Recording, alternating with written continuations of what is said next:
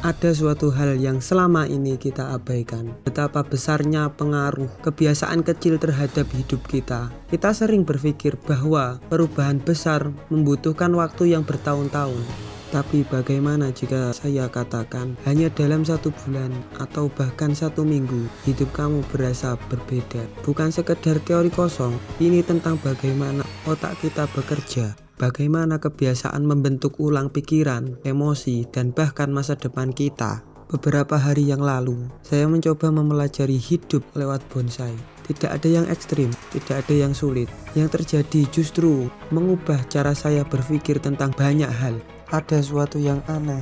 Saya merasa lebih jernih, lebih fokus, dan bahkan lebih puas dengan hidup. Mungkin kita berpikir, bukankah ini kebiasaan yang kecil? Mungkin saja. Tapi otak kita tidak bekerja sesederhana itu. Setiap kebiasaan yang kita lakukan, sekecil apapun, kita bisa membangun disiplin dengan cara yang tidak kita sadari. Dan itu bukan sekedar perasaan.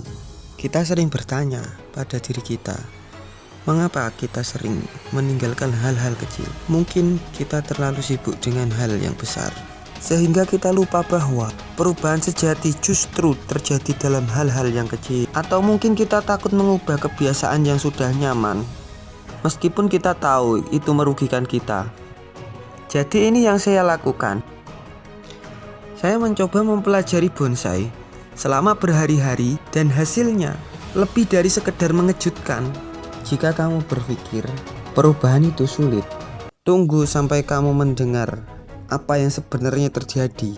Saya akan membagikan semuanya, dan mungkin ini akan mengubah cara kamu melihat hidup. Jadi pastikan kamu menonton sampai akhir, karena perbuatan ini memiliki dampak yang tidak terduga. Dan jangan lupa untuk berlangganan, karena masih banyak hal akan kami bahas di sini. Hal-hal yang mungkin tidak pernah kamu sadari sebelumnya.